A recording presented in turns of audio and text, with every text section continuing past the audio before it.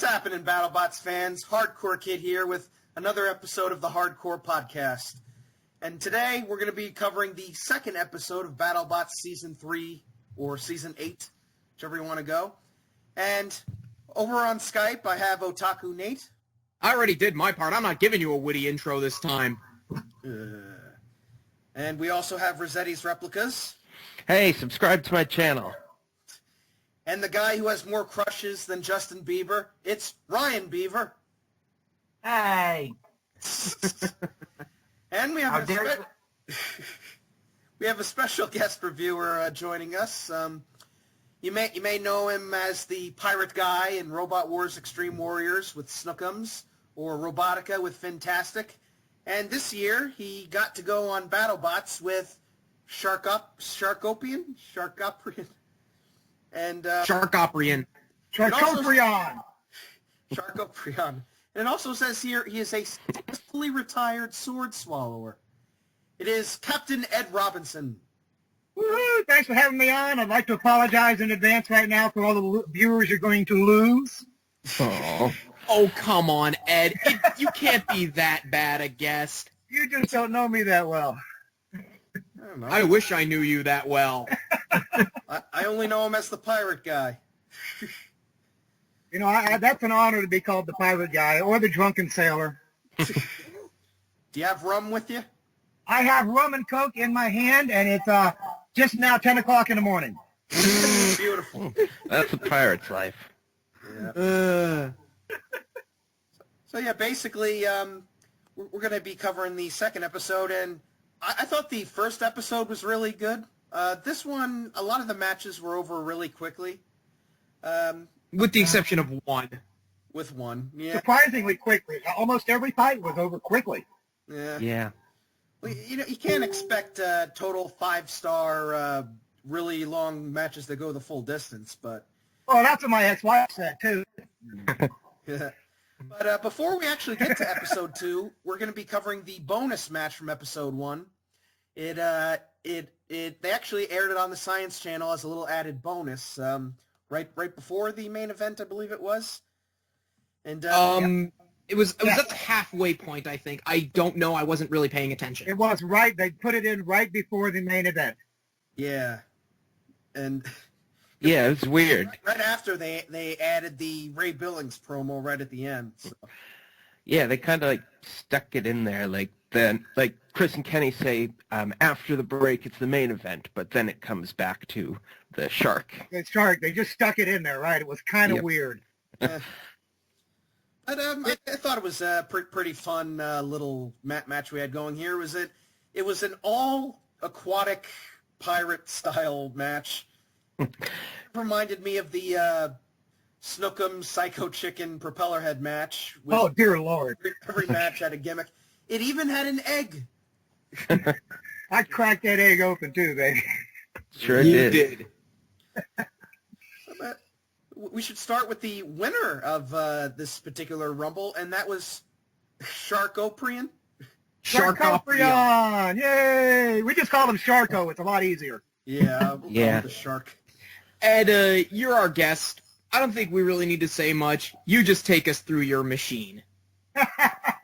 Sharko is a scrap bot. I love building out of junk. Almost 85% of that robot is junk that came off the floor of the shop. The weapon motor came from the old Techno Destructo guys. The wheelchair motors that power it came from the surplus store. It is literally a bunch of junk welded together. Well, I love a good junk bot. I'm just curious. You say it's a junk bot. Have you seen Overdozer from the Robot Wars reboot? Yes, that thing was beautiful, steampunk style all day long. I've got to say, Ed, I really love the design of Sharkoprion. Beautiful, front to back. I believe, didn't you say that the body was a propane tank? The body is made out of 7 propane tanks. What I do is I get an old propane tank, cut the top and bottom off. I weld that together to make an instrument called a hang drum. I'd sell those for a couple $100. I have one for sale right now, actually, and use that money to buy another propane tank. Everyone go buy as propane tanks. Hang drum, sorry. Propane and propane accessories. Hank Hill would be very happy with you. It's round, which means almost everything that hits it deflects off of it, and it's a pressure vessel, so it's really good high-strength steel. And they're cheap. What's the disc made out of? The disc is a piece of aluminum that came off the floor of my teammate's shop. It's just a 1-inch thick hunk of aluminum. It just happened to be 14 inches around, so we picked it up and used it. That's resourcefulness. I like your strategy. Just grab whatever you find and use it on a robot. That we needed a disc, and he just happened to find that one there, and that's kind of how the whole weapon was built around that piece. Mm-hmm. It's one of my favorite designs of the series, and it's just a shame we didn't get to see it in the main series. You'll get to see it some more. It was only my first fight. As an alternate, you're given one fight and a pit table. Okay. If you win your first fight, you get another fight. Nice. Can you confirm if there are any other alternates, or is that kind of top secret right now? The news is pretty much out there. I doubt it's a secret. There were 6 alternates total, but all the actual combatants were ready to go. Nobody in the alternates were moved up. I believe Axe Backwards originally were an alternate, but got accepted before the event. It'd be cool if they got a TR2 scenario where they started as an alternate, but have some good success. Mostly just because I love the look of Axe Backwards. That's a beautiful robot. And one of the best names in the sport right now. If you get a chance to be an alternate, definitely jump on it, because there's nothing like live experience. Mm. Yeah. Yeah. It's a great design. The disc has quite a lot of power to it. I was really impressed by it. Mm-hmm. Yeah, Well, I we love did- it when robots look like... I was going to say, I just love it when robots look like things. He has to be alive. I want him to actually look like a living creature in that robot in the arena. It's got to look like it's real. You, The cer- greatest you certainly biggest- did with that tail, man, because when that thing moved, I'm like, whoa, that is sick. It's so funny when you do the little show off, right before the match, they twizzle your sticks and then you get to do a little showboating. I hear a Trey in my ear in the background. Do the swim move. Do the swim move. I love the swim move. Yeah. Oh, yeah, I myself have a robot with a flailing tail, too, and it's a real crowd pleaser. You got to love the tail because it really sucks up spinner energy. I mean, you got to defend against those big spinners, and that's what that floppy tail does. When they hit it, the energy just goes away. That's beautiful. Yeah. And, Ian, did you get the inspiration for your Beatles tail from Snookums? I got it from several. Their Robot Wars really emphasized creativity, and several robots had the flailing tail, and I just saw it and I said, hey, there's a way to add some flair to my robot without sacrificing a lot of weight. I have not figured out how to weaponize it like Ed has. A lot of steel, heavy steel. Yeah, that's where the weight budget kind of stops me. The very end tailpiece weighs about 30 pounds just by itself. What's it made out of? Well, the inside frame is made out of old bicycle forks. The outside is some quarter-inch steel that was laying on the floor. I just scraped the rust off it and welded it in. Awesome.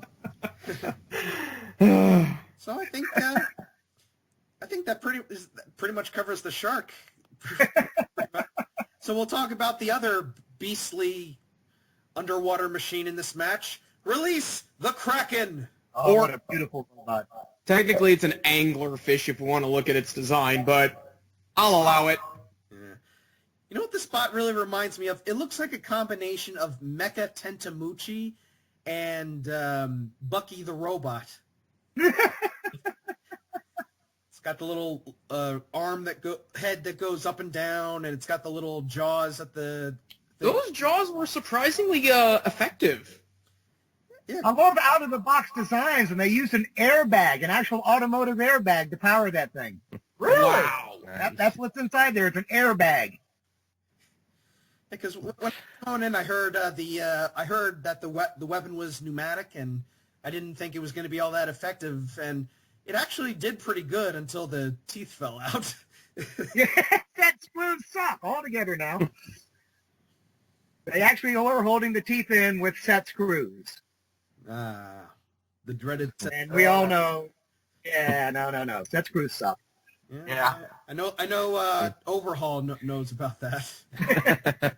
Yeah, I wish I could say I don't use any in my bots. Kind of hard to use them in insect bots when pretty much all the snap hubs use them. Yep. I had set screws for teeth on my drum bot.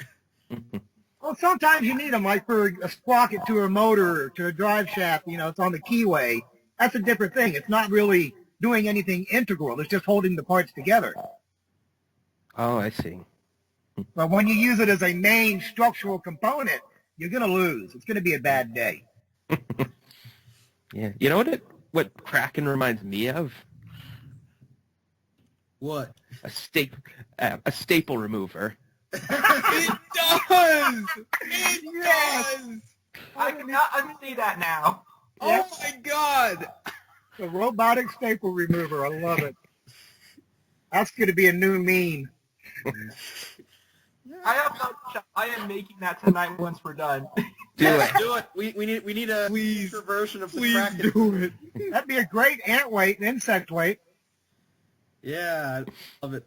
You just take off the bottom half of the staple remover and you got yourself a good insect. That's it. Stop giving me ideas. I have way too many ideas on my plate. Seriously. It's true. You should see our Facebook chats. Yeah, Ryan has about 80,000 BattleBots ideas, and now I believe the Kraken is going to be his next idea. Yeah, you can see his avatars. I have a pile of paperwork and designs on my desk. It's probably 100 deep. 3 chalkboards, 2 dry erase boards, and I'm working on about 9 robots right now. Well, there you go. Ryan, you should be a teammate for Ed's new team. I hear he's looking for teammates. Yeah, we are. We decided we had a big talk about it, and because of everything that's going on, John can't get as much time off as he'd like to, so he can't do international competitions as much. So we need another teammate that can do. We're hoping to get into China. We got an invitation. We're designing. We're going to start building, and that's what we need the teammate for. Awesome.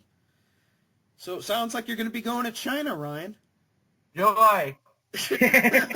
You'll be on ClashBots. You'll get to eat all that KFC. No, we're doing the other one. King of Bots? Yes. Nice. Thank God. Yeah. No, I'm kind of picky about the competitions I go to, and King of Bots has impressed me really so far. Mm-hmm. Yeah, I really liked it. Yeah. Nice format, nice arena. Karma seemed like a really nice guy.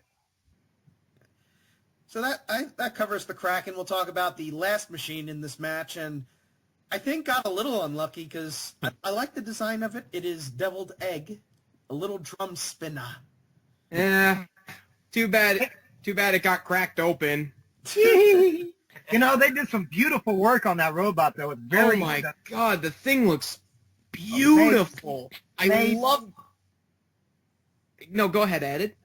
No, they were pit neighbors, and I saw the guy cutting some of the brass pieces out with a little hand file, and it's the kind of shit that I do. So I really appreciate that robot. It's a beautiful attention to detail. It's one of those things where you don't want to see it get smashed up because of just how gorgeous it looks. No, I just wanted to eat it. Well, you did just that. I bet you could. True. It does look like a little chocolate that some people would pay like 10 grand for. It looks like a giant chocolate coin. Going with the pirate theme, it looked like a big doubloon. Oh, yeah. I just wanted to take a piece of that egg. Well, there you go. Yeah, kind of a non-factor in the fight. Like Brandon said earlier, this was an all-sea creatures fight. Oh, no, he really ate my face up pretty good. Oh.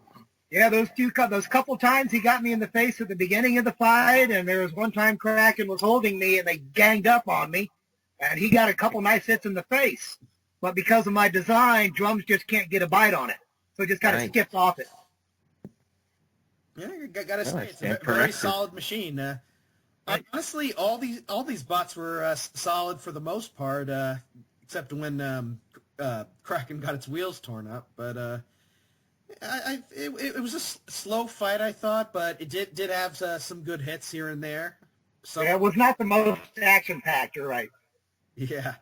Yeah. They got some hits in, took out the little screws at the back and took out the tire, and the shark got some hits. So it was fun while it lasted. I was having a blast just charging the heck out of everything.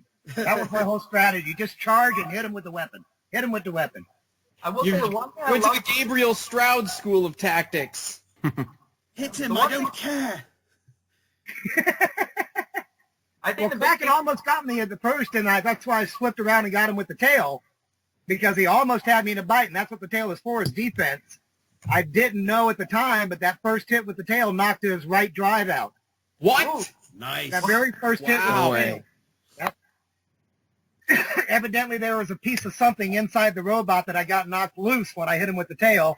It fell down on the right side at speed control and took their right tire out within seconds. oh my god. Awesome. Mm. Yeah. Lots of, I remember back when Snookums had the little entanglement tail, and now it showed it still is effective. I loved that tail with all the little hoses and tubes sticking out of it when he was getting eaten up. It looked like fish guts just dragging around. It was awesome. And that was the I will- bonus fight. The shark gets the victory by a double KO. Yeah, and I still think that the theming for the fight was just amazing. I love themed robots like that. Mm-hmm. Yeah, I always love like a well-engineered, intricately built BattleBot, but I love like the ones that are just built for fun even more. Like you need machines like Nuts 2 and Diator and Battle Royale with Cheese, which we shall hopefully be seeing in a few episodes. And Tentamushi. And Oh, then- how could I Oh, forget yeah. Tetsumushi? You know, you got to have some fun. Otherwise, you're not doing it right. Anyway, yes. So Crash and Asha 2 wins the fight. You know, I had never seen that robot until about 6 months ago.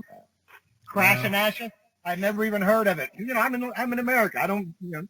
My favorite part of Crash and Asha, the original, the captain and his son are Jack and Mike Pickup. Oh, gosh. The most American names I've ever heard for British people. That sounds like a brand of liquor or something. Jack and Mike's.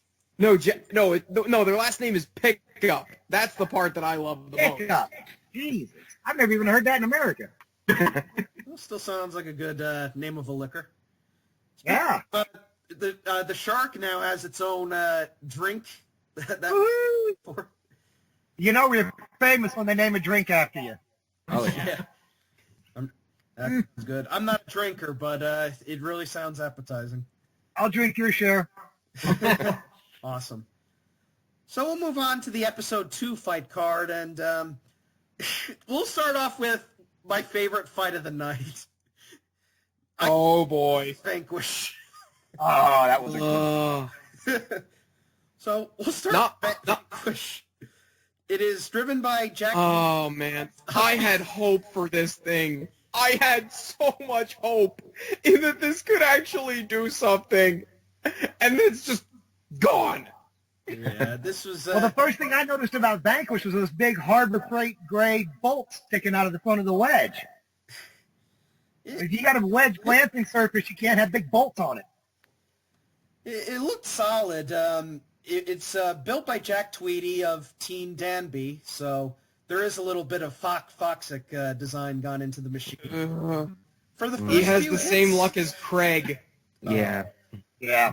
For the first few hits, I thought, hey, it's holding up well to Ice Wave. And then it got literally torn in half. Second time Ice Wave hit it, it ripped half of those bolts right off the wedge. Oof. You can see them fly, and like the second time it hits them, 3 of those bolt heads just get sheared right off. It was such a shame because There's, as I said, there's the body, there's the drive, there's the everything. The first of what we hope to see many bisections this year. oh boy, I look forward to them. Yeah. I will say that Ice Wave himself was also very vicious this fight. It's really nice to see the was it upgraded at all? I can't tell. They changed the color of the combustion engine. Does that count? Yeah, well, hey, I guess if it ain't broke, don't fix it, so... Yeah, I like Ice Wave, but I remember every time I watch that old fight against Major Punishment where the engine just goes flying off, I keep thinking, I hope it doesn't happen again. That was my first ever impression of Ice Wave. Just when I saw that thing blow, I was like, whoa, okay then. Yeah. Well, we're going to actually, we plan on adding an ICE engine to the Shark next year to power the weapon. Ooh. Just because we need more power in the bite, and Ice Wave is such a beautiful bot. And they're the only ICE bot out there right now.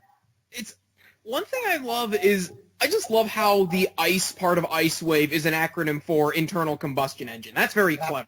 Yep, very clever. So how are you going to fit an internal combustion engine into the Shark? The Shark's face is very modular. It's basically just a 100-pound weapon module, and there's plenty of room in there for a good big chainsaw motor. Nice. Yeah, we're gonna pump that up and get the whole 250 miles an hour if we can. There's one thing I noticed about Ice Wave that was kind of interesting about the fight, though. There was a small little black dongle thing on the very top of the robot, and at first I thought it was a self-righting mechanism, but is that actually a camera? That is the GoPro 360, yep. That is nice. Yep. You'll see those in the Rumble. The Kraken had one, but I destroyed it so they didn't get any footage off of it. Oh. Yeah, I was just wondering what that thing was, so. Yeah, sometimes you see that extra footage, the 360 footage. That's what that little camera is, a little 2-inch, 3-inch black bling. All right, that makes a lot more sense. So, but, yeah, all right. But overall, I love the fight. I thought it was just an unbelievable massacre, so. Yeah. Go ahead. I just love it. You know, I don't like it when spinner versus spinner matches end with one robot die, but like, if somebody just goes flying or like, if the whole thing is in pieces by the end, I'm like, okay, now that's the stuff I'm talking about. That's what you gotta love, when a robot gets cut clean in half. Yeah, I was... Witness he is broken smack dab in half. Yeah, I was actually... My family was watching it last night, and I basically told them that if I ever entered BattleBots and my robot ended up getting bat destroyed, I wouldn't even be mad. I'd probably be laughing my ass off. Oh, you have to, yeah. It's an honor. Absolutely. Like, if you're gonna go out, you want to go out in a blaze of glory, not like just some ESC failure. Like, if you're gonna lose, you want to go out like in a ball of fire, like Mecha Rampage last week.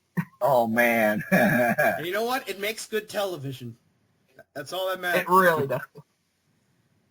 And it just really feels great too, actually. Yeah. And I don't know. Are we gonna see Vanquish again? I don't know after that. Well, I can't say, I'm not allowed. oh well. Yeah. Rest in spaghetti, Vanquish. Rest in pieces. So that covers that match. I consider it my favorite match of the night. They covered it with a body shroud is what they covered that with. So we'll move on to Petunia from the Netherlands versus Rotator. The Petunia team originally had Pulverizer, the Robot Wars Dutch Series 2 champion, and they came back with, oh my god, it's Razor. No. I tell you what, I love those guys. We hung out damn near the whole event. They were the team that I hung out with and got along with the most. They were just awesome dudes. Really? Yeah, great guys. Rolf's birthday is today. Hey, happy birthday. Today is Rolf's birthday. Happy birthday, Rolf. Happy birthday, dude. Happy birthday. Yeah. We'll celebrate with Elvis impersonators and lots of cake. I'll drink rum. Now, Petunia, going in, I wasn't sure what to make of it because I thought the wedge on the front was a little too small, and I didn't think it would have much grip. I thought it was too steep. I thought it was too steep at first, but it makes sense. It's basically a big defensive wall with a crusher on it. And it definitely helped because both Rotator's discs broke about a minute. It's the old rope-a-dope tactic. Well, the design of that wedge is actually to make the angle maximize the pressure coming down for that point. The angle of the wedge is perfectly matched to where that point comes in at. Ooh. That's Nice. why they have it at that steep of an angle. Yeah, I would definitely say Petunia is one of the better Crusher bots we've seen in recent years. Mm-hmm. Spectre, you dare not mention Spectre? One of the. I said one of the better, not... Yeah. Well, if Razor were to show up, I'd like to see Razor and Petunia go at it. That'd be fun. Yeah. Well, no, Crusher they versus got Crusher Warhead matches Razors. tend to be kind of boring. Yeah, this is true. And Control honestly, bots are okay, but yeah, to me, it tends to slow the match down a little bit when you just carry any other robot around for 30 seconds. Yeah. And Rotator, I like the look of it. It's sort of like a combination of Surgeon General and 13 Black with the 2 disc spinners. It's just a shame both the discs broke. Yeah, it seemed like the belt slipped off or something. Like there was magic smoke coming out of that thing. Well, the problem with undercutters is you generally they have to be overhung, and that tends to be a weak joint right there. You can't spin something really fast with only one bearing on it. Mm. Yeah, so the And it looked like it was a little bit mundane, but I will say the best part was definitely when Petunia was able to get a hold of it and put it right over the kill saws and just slice up. That was great. Oh, that was beautiful, yeah. Yeah, That's like the only time so far in this whole show the kill saws have actually done legitimate damage so far. Yeah, the side of the tire disintegrating was extremely satisfying. yeah. That's Did the only Petunia weak break part its on it. tip? Yeah, I Yeah, thought the I saw only the weak tip part fly. on the rotator is the tire. Yeah, Petunia lost his tip when it was dug into the weapon. Yeah, I saw that. Yeah, I saw the- that too. Yep, the arena flipper came out and knocked rotator, and that broke the tip sideways. Yeah. It's not really even like an arena. I don't like the Hellraisers, and it's not because they were a bad hazard. It's hardly a flipper. Like it's just like a ramp that raises Yeah. up. Well, you really don't want the match to be decided by a bot getting flipped by a hazard. That's true. Yeah, There like, are no Hellraisers this year. That's why everyone hated the spikes in the early Robot Wars. the kill saws. I actually thought they were a little too overpowered in the original series because sometimes they'd go flying up and it's like those were big 300+ pound bots and they were able to just lift them up, just slice into them, and sometimes they actually decided the matches. Like sometimes they'd go up and they just flip the bots over and then that would be it. Like, Well, those pulverizers are no joke, man. When those hammers come down, they do some serious damage. You don't get to see it, but I mean, I know from firsthand, when that pulverizer hits your robot, that sucks. yeah. Like some people say, oh, Mr. Psycho's hammer is not all that damaging. No, those hammers can cause some serious damage to you. Oh, yeah. Indeed. Yeah. Anything else to say about this match? Ian, Ryan, Ed? I will definitely be excited to see more Petunia. I'm actually really liking this robot so far. Yeah, me too. Ian? I want to see Rotator get better because I love that design. There's nothing but the wheels exposed. It's a really nice bot. They just got to tighten it up a little bit. Yeah. Yep. Yeah, I was low-key rooting for Petunia there. Yeah, just because Crushers being good are so rare. I was rooting for Petunia, mostly because I wanted to see the Dutch do well on BattleBots. Yeah. Yeah, I had a rotator. I had a list of predictions of whose bots to pick. My predictions were Ice Wave, Rotator, Brutus, Endgame, and Yeti. And Rotator, Petunia ended up getting the victory, so I'm currently 1-1. Well deserved. Yay. Yeah. Speaking of predictions I got wrong, Red Devil versus Brutus. Oh, come on. It had some good points.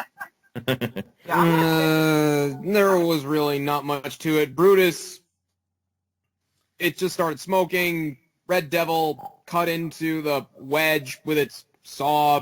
Brutus broke down. That was very much it. Yes. Red Devil. Brutus lost. Without Sans Jerome Miles. Yeah, instead we got a guy who... Ryan, was that you? Huh? I thought that was you driving Red Devil. No. Yeah, that was not me. I wish it was, because I'm going to say this right now. As a guy studying robotics engineering, Red Devil is one of my personal favorite robots in the sport right now, just because it is so stupidly overcomplicated. And the fact I love Sawbots.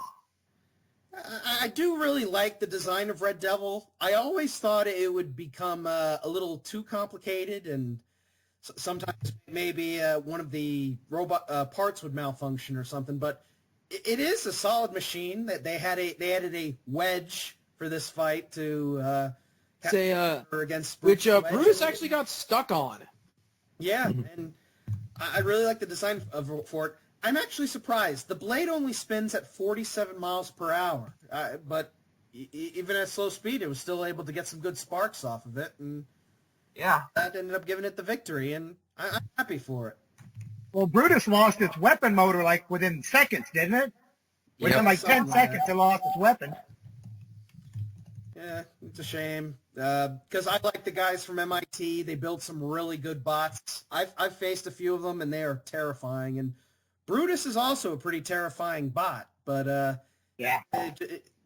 some people said it looked like it kind of rushed because obviously they were trying to get it back together for this series, but they have... Oh, you can't build a robot in 4 weeks. Come on. Yeah. We had a whole 4 weeks, man. Holy crap. Yeah. On Valentine's Day, when they announced BattleBots, all I had was one piece of propane tank. Yeah, this match, I think it lasted 2 minutes, and basically it was all Red Devil getting under it. It was able to get the saw into the wedge, put up some nice little sparks, and Brutus just died altogether. Yeah. Yeah. Anything else to say about this match, Ian, Ryan? Outside of the fact that this match is basically a definition of like the simplest weapon robot you can have versus the most complicated weapon robot, I thought it was okay. Yeah, it was pretty much, it was kind of like Lockjaw versus Bombshell last week, which was just kind of one-sided against the big wedge spinner. Mm.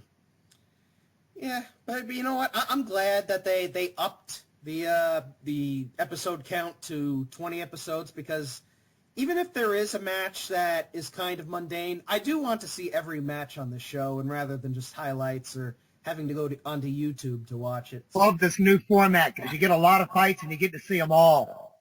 Yeah. Mm-hmm. So we'll move on to Ripto versus Trigo. I mean, Endgame versus Captain Shredderator. You mean you mean the Revolutionist versus Aftershock? That's a fight I'm sure everybody on the Robot Wars wiki would love to see. Yeah. Yeah. So again, Yeah, he Ryan just Nave. ate. We had his son Nicholas Nave at the controls, who, if you remember from the Nickelodeon series, you can see him as a kid sitting on top of Revolutionist, and right in front of Revolutionist is a little sign that says "Too tough for Razor." Yeah, Oh. right. Technically, but Yeah. So this match was Ripto versus Trigo, but at least there were no broken ceilings or walls or anything. This was just Endgame getting right underneath the cap and just throwing it all over the place and right upside down, which honestly, Captain Shredderator, you think by now they'd put like a big hook or something like Trigo has so that they'd be able to get back up. They still haven't done that yet. Oh, And don't have that's to what wait. did it in. Yeah. Did you see the very first hit? The very first hit, all the bearings and everything that held the shell together came flying out. I saw some that stuff what that coming was? out. I didn't know what it was because I'm not an engineer. Anyway, I just saw bearings and Teflon spacers go flying, and then they just lost. Their shell Wow. stopped. So there was some type of bearing assembly that held the shell spinner together. Yeah, because I've seen some full-bodied spinners. I think or it might be I forget, but one actually has a little drive wheel that actually turns the whole shell around inside the bot. It's really cool. That's Yeah, friction drive. That's the same way carnival rides work. A tire turning a big metal rim. Yeah. It was a little disappointing, but, vertical sometimes, especially with the wedge disc design, you can just get right underneath the spinner and just flip it over. And I was impressed by Endgame. These guys came from New Zealand, and I think they had a couple British guys on there as well, but it's a solid bot, and right at the end, they just went right back into their space, looked completely undamaged, and little job well done. They just took him right out, man. It was like, here you go, boop, boop, you're dead. Yeah. There were two things about Endgame I was kind of noticing though. The first one is just really quick. On the BattleBots side, it said there was a WPI student on the team, which is actually my school, so I didn't know who that was. But the other thing was that I noticed they were having a lot of trouble driving in this match. Intermittent drive issues. I noticed that too. So someone said it had to do with the wedge, but I thought it had something to do with the ESCs or the drive. I have no idea what the heck happened. I believe the wedge was too low to the ground and was actually scraping into the floor too hard. So it's a Henry situation then. Right before the fight started, if you look when they're still sitting in their square, you can see a big bulge of floor paint stuck on the wedge already, just from the little showboating.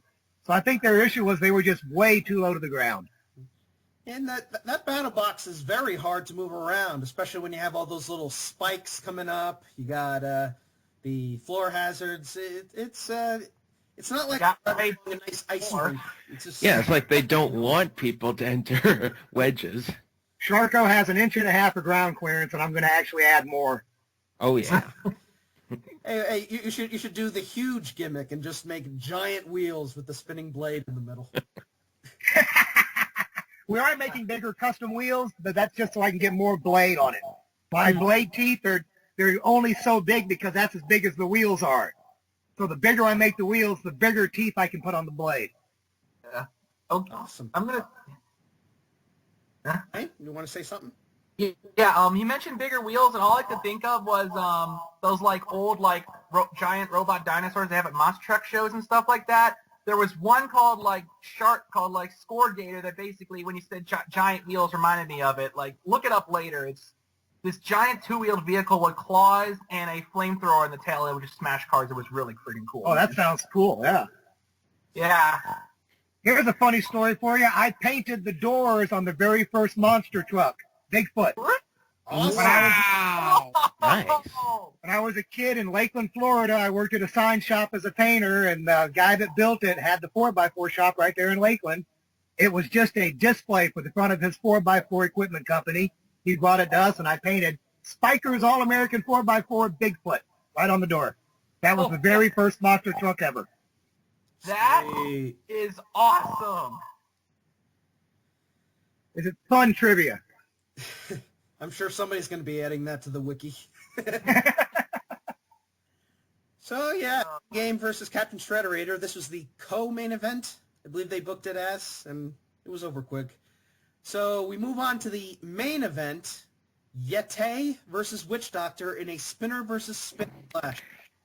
Why do you keep saying it like that? Yeti. It's a wrestling reference. Isn't everything. I was going to ask that. I'm glad you did. Sounds like someone would say when doing a combo move in some anime fighting game or something like Yeti, Yeti, or something like that. Or Sur La Table. We ta. I gotta say, I like the look of the new Witch Doctor. It's got this crazy-looking skeleton rib design on the back to the self-rider. It's got double spinner teeth on the drum. No more shaman, though. Yeah. Did you hear Farouk's introduction? It was cool. He made a reference to Shaman by saying he had sacrificed his only child and now he was only one. That's what they mean. He turned heel on it in that Rumble where he just smashed right into it. Yep. Yeah. And Yeti, whatever you want to call it, it's basically the same kind of design from last year, except I believe the front wheels are bigger now. Yeah, they used 2 separate sets of tires. The first one, They look like wheelchair tires, and the rear were notably smaller. I'm guessing it's for extra speed? Yep, front wheels are the drive tires. Ah. Yeah. Bigger tire means more speed. And it's still got the Probophobia type forks at the front. It's got the drum, which it's got some very interesting teeth on the drum. It's like they got lines on it. It looks like genuine like saber-tooth teeth. No relation to the robot. I mean like the creature, the extinct creature, the saber-tooth with the weird teeth on it. It looks really cool. I feel like they probably put those on there for additional strength, like more resistance against the forces of the teeth. So yeah, so they don't break off. Yeah, resistance is futile. Exactly. Yeah, I friggin' love Yeti. It was honestly one of my favorite robots last season. Mine too, and I thought it could have gone all the way. Yeah, me too. This was my pick to win last year because I think if the tires didn't break off, they probably could have beaten Tombstone. Yeah. It definitely got some activity. I love the way it's bouncing all over the place. I know some people out there are saying, if it's got that big drum spinner, why on earth does it need the forks? And the reason, of course, for that is leverage, and as a secondary weapon in case its drum breaks. And they look really cool. Yeah. I love electric lifters like that. I mean, my second favorite Robot Wars robot after Firestorm is Panic Attack. Yeah. One of the classic rivalries. Yeah, I think the big factor of this match was obviously who has the stronger drum spinner, and in the end, it turned out to be Yeti. Yeah. Well, Witch Doctor really isn't a drum. It's two vertical discs that are joined together. It's kind of a weird borderline. Yeah, it's kind of... Yeah. It was enough. It ripped Yeti's forks off, I'll tell you that. Mm-hmm. Oh, yeah, that I was saw that. cool. Beautiful shot. Just ripped that whole fork right off of here. And a little fun fact about Witch Doctor, if you go on YouTube, you find out it has its own slam cam. Wow. Yes, they just uploaded that fight. I love the comments in the video, in the comment section. They're like, what is this? Why would you have this camera angle? It sucks. It's cool. Haven't you watched the original series where everyone had slam cams? Come on. Everybody had slam cams back in Comedy Central days. Yeah, I like the look of them. Yeah. Behemoth has its own slam cam too. They actually uploaded a video of it fighting PP3D, and you can actually hear the backup alarm going off. It's really cool. On a scale of 1 to 10, I think I'll give it a 6, mainly because some of the matches were a bit short. What do you think, Nate? I'll give it a 7, mostly because even if they were short, we at least got some nice big hits in there. And you know me, I love big hits. Ryan?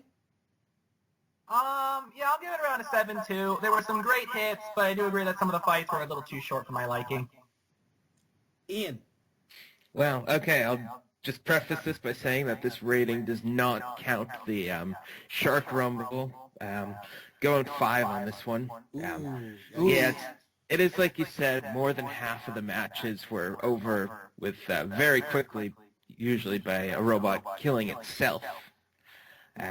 But I really love Witch Doctor. I didn't get a chance to call him out, but that robot, they done a great job of making it look like a thing, like I said before. It looks like a wacky racing car. It does. Yeah. Did you wear your Witch Doctor costume while you were watching the episode? Not there, but I do in front of an audience. Come to Mass Destruction, you'll see me in my Witch Doctor costume. Yeah. And lastly, Phoenix. I'm going to give that one about a 6. Yeah, Phoenix Blaze. Not many people know that name. I'm impressed. Yeah. I'm going to give that one a 6 because it was good, but a lot of the fights were over too quickly. That pretty much covers this episode of the Hardcore Podcast. Ed, if you ever want to join us again, we're going to be doing reviews of Extreme Warriors Season 2. And Oh, Lord. we'd love to have you cover the House Robot Rebellion. Oh, hey, House Robot Rebellion was a really fun episode right up until the piano.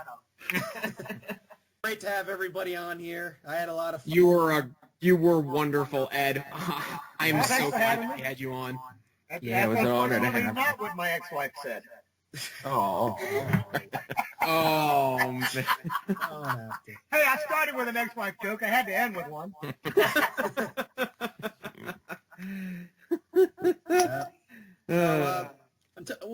We'll be covering episode 3 hopefully next Saturday, and we don't know the fight card yet, but I think Sawblaze is in a fight. I'm not entirely sure, so We're probably going to have JMO on for that one. hell yeah. Yeah. Talk to him and see what we can do. Well, thanks for having me on, guys. Had a blast. Yeah, it was good having you on, Ed. And until next week, I am the Hardcore Kid. I'm Otaku Nate. I am Ryan Beaver. I'm ResettisReplicas. And And I'm Phoenix Blaze. Yeah. can you finish off with one more pirate voice? Yar, mateys, where be the rum? Awesome. And until next time, peace out and cease. Oh, screw it. Why is the rum gone? Yeah! Yeah.